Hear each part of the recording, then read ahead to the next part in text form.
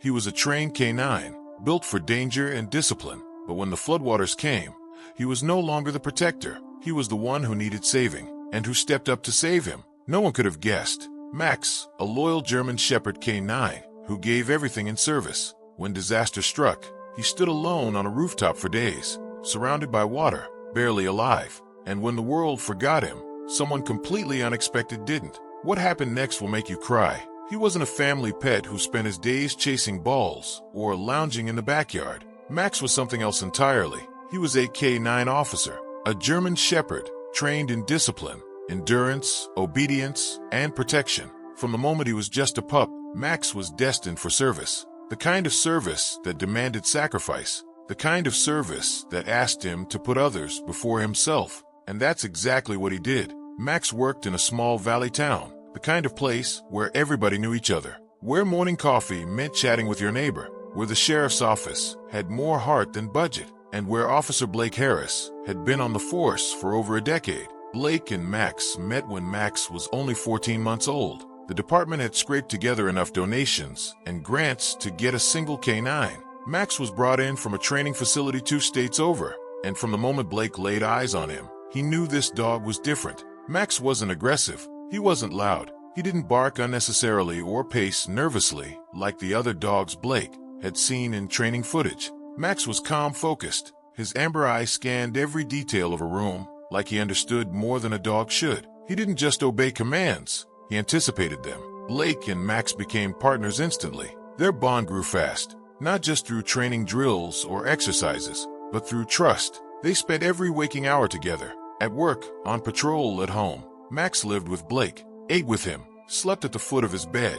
Max wasn't just his partner. He was his shadow, his brother, his only family. In the 6 years that followed, Max and Blake became legends in the county. They found a missing toddler who had wandered into the woods during a family picnic. Max sniffed her out, curled around her trembling body to keep her warm until help arrived. They tracked a burglary suspect through 5 miles of rough terrain in pitch black and pouring rain. They stopped drugs from entering a school district twice. Every person in the community knew Max, and every kid wanted to pet him when he showed up to schools on community day. But Max wasn't just loved, he was respected. And then came that one day, the day that would test every ounce of strength Max had ever built. It began like any other late summer morning. The air was sticky, thick with the heat of August. The valley was silent except for the soft rustling of leaves and distant humming of lawnmowers. But in the distance, dark clouds gathered over the mountains. They weren't moving quickly, just slowly creeping in,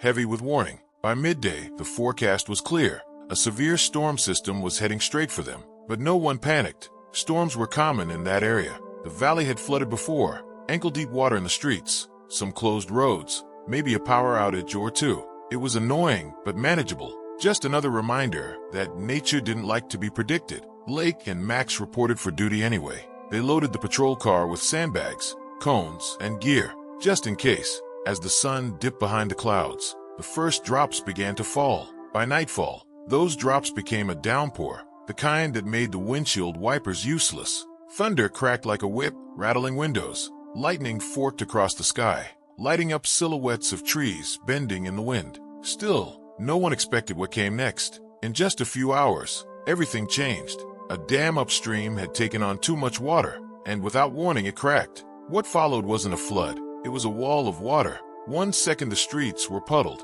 the next they were rivers. Max and Blake were already out responding to calls. People were stranded.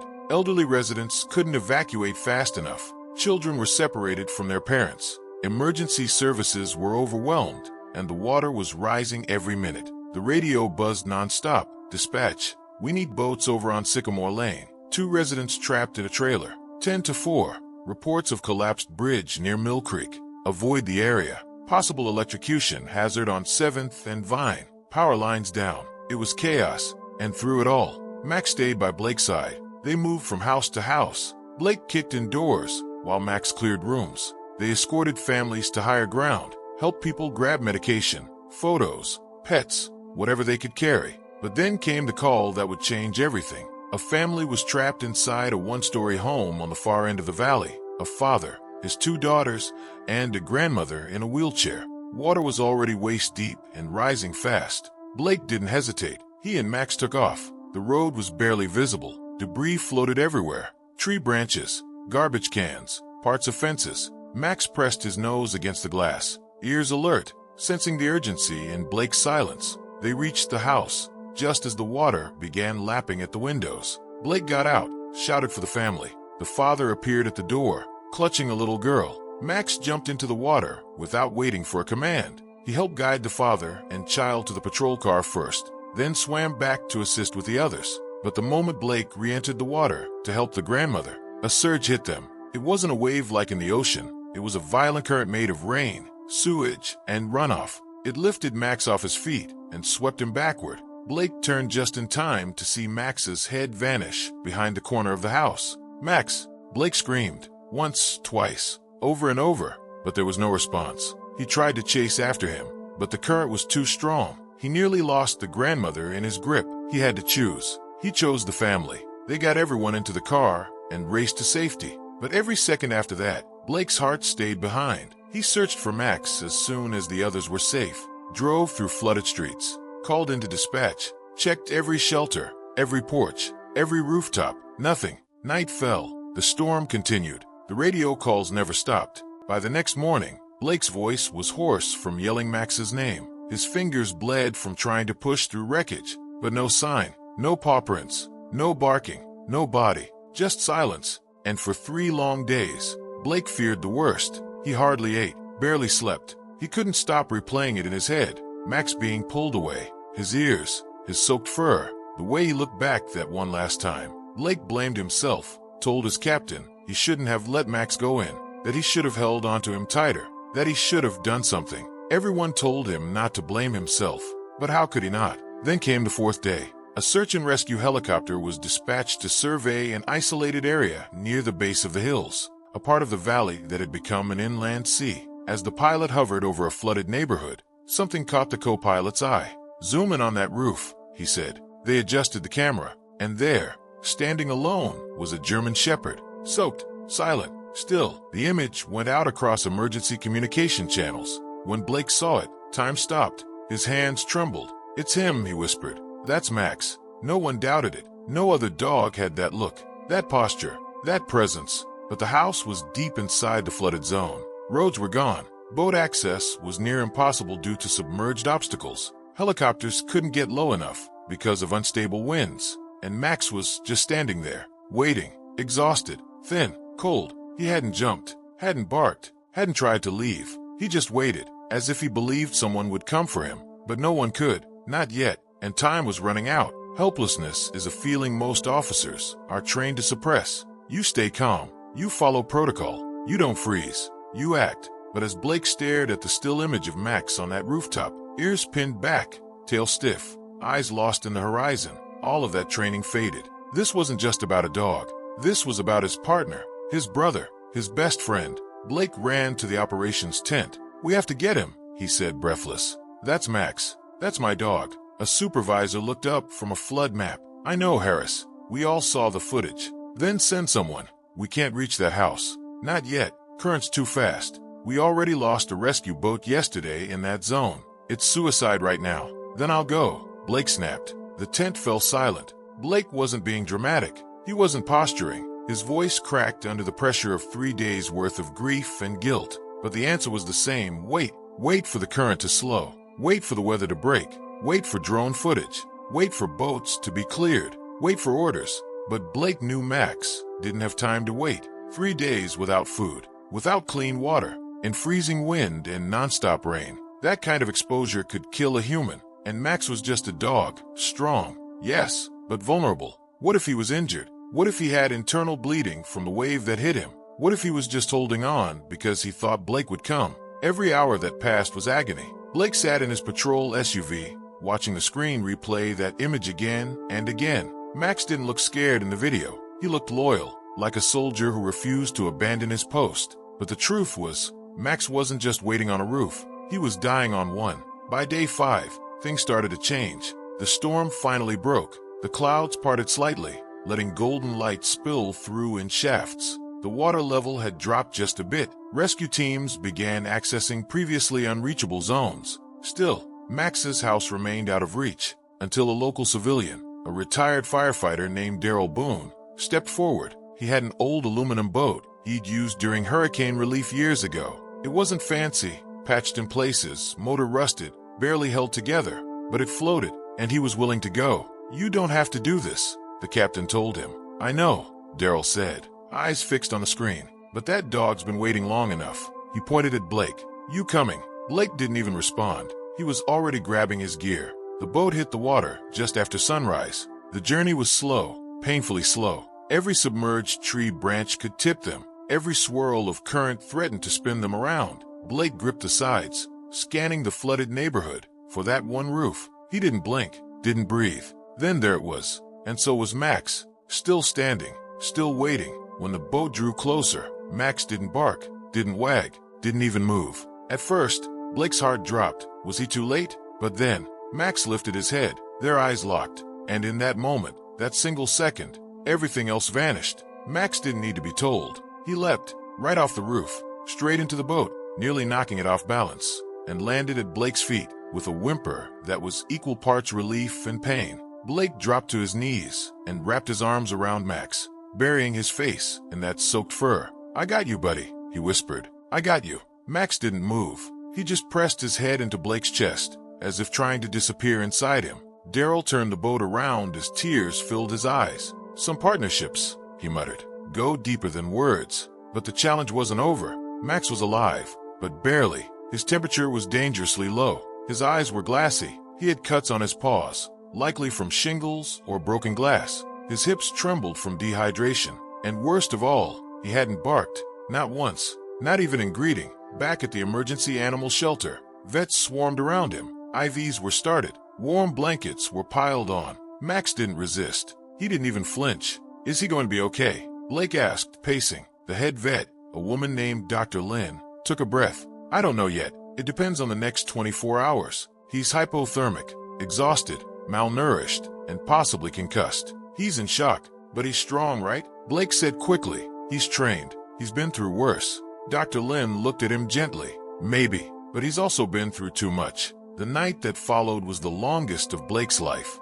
He stayed in the shelter, curled on the floor next to Max's crate. Every so often, he'd reach in, just to touch his paw, whispering, "You're okay now, Max. You're safe." But inside he wasn't sure. Max was still silent, still unmoving, his breath shallow, his chest barely rising. The town might have thought they'd saved their hero, but in reality, Max was still fighting, and no one knew if he'd survive the night. Around 3:12 a.m., Max whimpered. It wasn't loud, it wasn't even clear, but it was something. Blake shot up from the floor. He leaned in close to the crate and whispered, "Max, you with me, buddy?" Max's ear twitched. His paw flexed slightly. Dr. Lynn, who had fallen asleep in her office chair nearby, heard it too. She rushed over, checking his vitals, her fingers working fast. "His pulse is stronger," she said. "Still faint, but improving. The fluids are working." Blake exhaled for the first time in hours. But as the night faded into dawn, Max still hadn't moved much. Still no bark,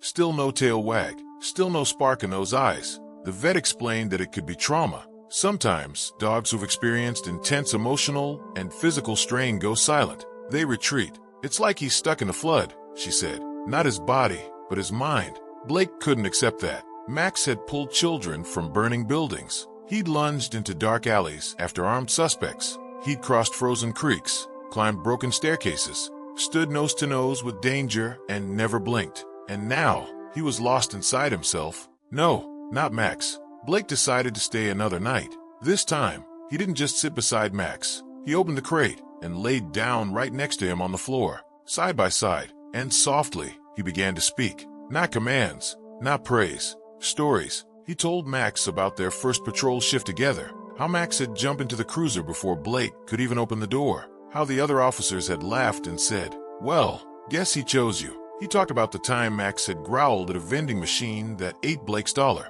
the late nights on stakeout where Max would fall asleep with his head in Blake's lap, the early mornings chasing kids who didn't realize it was Max they should be running from. "You've always been there for me," Blake whispered, stroking his fur. "I need you to come back now, buddy. I need you to fight." And then, for the first time since the flood, Max moved. He didn't stand. He didn't bark, but his tail, weak and barely visible, gave a slow, single thump on the floor. Blake froze. His eyes flooded. That's it. That's my boy. Over the next 2 days, Max began to recover. Little by little, he sipped water on his own. He lifted his head when Blake entered the room. And finally, on the morning of the 3rd day, Max barked. Just once, but it was loud, strong, clear. Everyone in the clinic jumped. Dr. Lin came running, half laughing, half crying. Volunteers clapped. A tech in the back shouted, "He's back." But no one smiled bigger than Blake. He knelt in front of Max and said, "You scared the hell out of me." Max licked his face and gave another bark, this time followed by a familiar, proud posture. Ears up, chest out alert. AK-9 back on duty, even if his duty now was just to heal. Still, Blake couldn't shake one lingering thought. Why? Why had Max survived? What had kept him going for 5 days alone in freezing rain, on that fragile rooftop? Then Dr. Lin gave him something. During Max's intake, they cleaned his fur and found something lodged between his collar and skin. Tucked there, stuck tight, almost waterproof. It was a child's bracelet, plastic, blue, the kind with lettered beads. The name spelled out, Zoe. Blake stared at it for a long time. They had rescued a little girl named Zoe during that first chaotic night. Max had found her under a bed, clutching a doll, shaking. She cried when Blake carried her out, but not when Max walked beside her. Max had licked her hand. She'd taken off her bracelet and fastened it to his collar. Maybe that small token reminded Max why he had to survive. Not just for Blake, but for all the lives he'd protected, all the children he'd comforted, all the people he'd served. Blake stood outside the animal clinic with Max 2 weeks later, both of them finally discharged. Max still had a slight limp, but his spirit had fully returned. The community had gathered, holding handmade signs. Kids ran up to hug him. Someone had even tied a fresh blue ribbon around his neck, just like Zoe's bracelet. Max sat proudly beside Blake, scanning the crowd with calm confidence. But every so often, he'd glance up at Blake, as if to say, "We made it." And Blake would look back, placing a hand on his head, replying with a nod,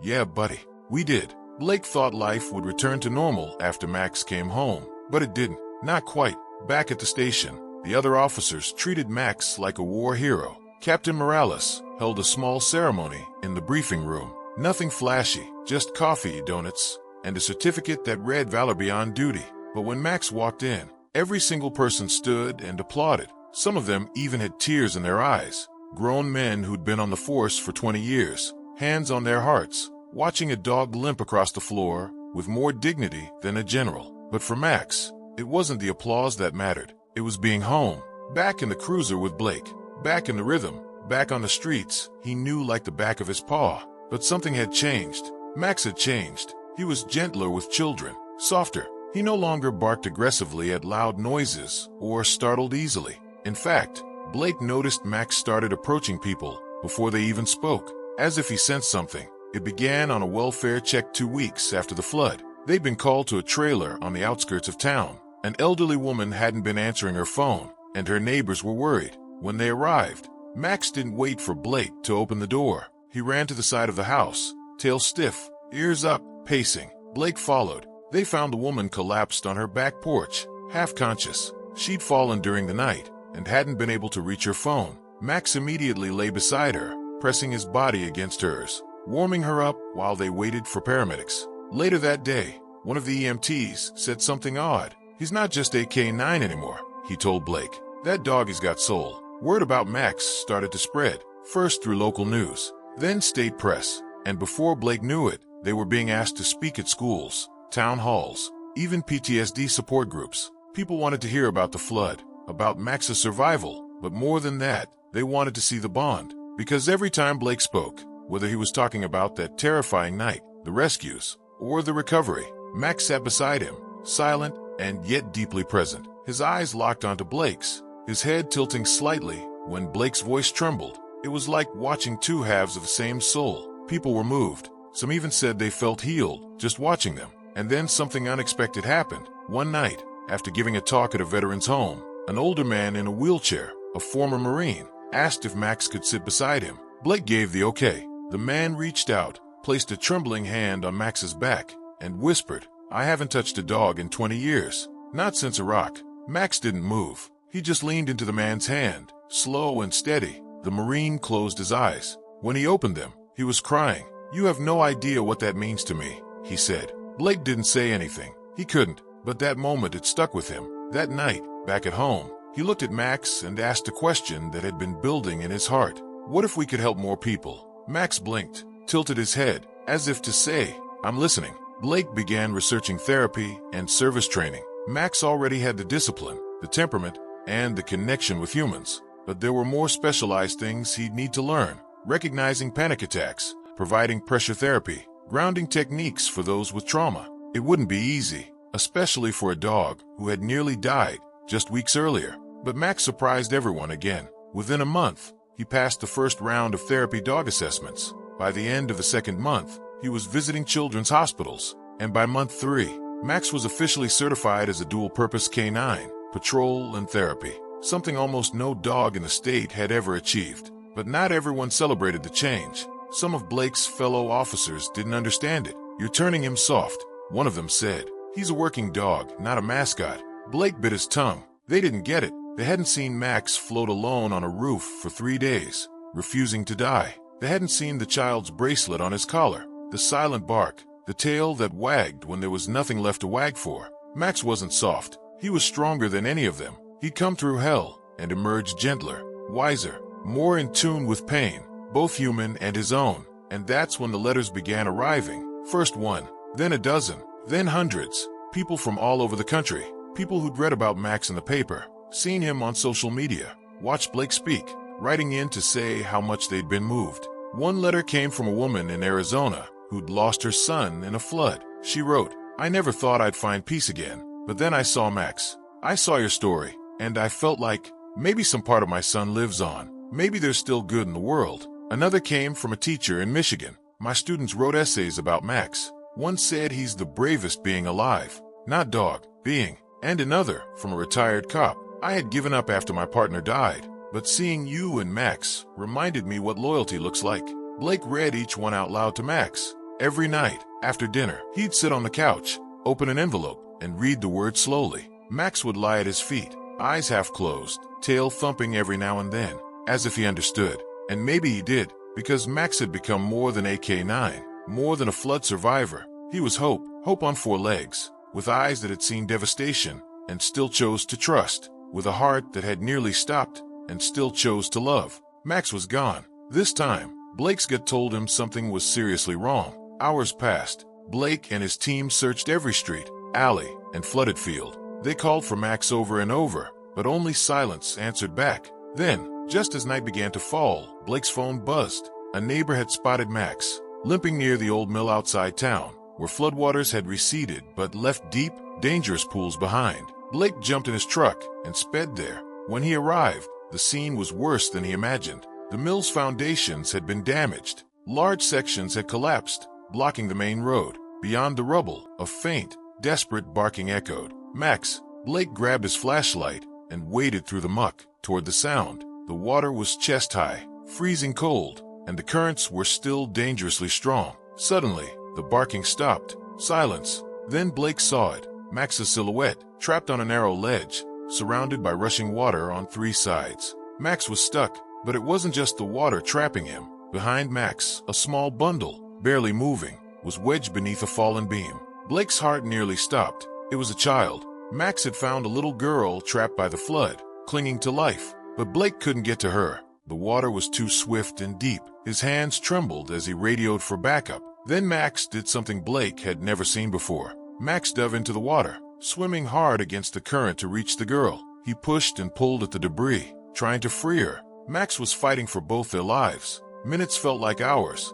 Finally, the girl slipped free, and Max managed to carry her toward the bank. Exhausted, soaked, but unbroken, Blake and rescue teams rushed in and pulled them out of the water. The girl coughed weakly but was alive. Max collapsed beside her, panting, his body trembling but his eyes fierce and full of life. Blake knelt down, tears streaming. "You did it, boy. You saved her." Max lifted his head, licked Blake's face, then closed his eyes. Safe at last. News of Max's heroic rescue spread like wildfire. The dog who survived the flood, who fought his own demons, had faced his greatest challenge, and won. Max wasn't just a K9 anymore. He was a legend. Max's story is more than just a tale of survival. It's about the unbreakable bond between a dog and his partner, a bond forged in trust, loyalty, and love.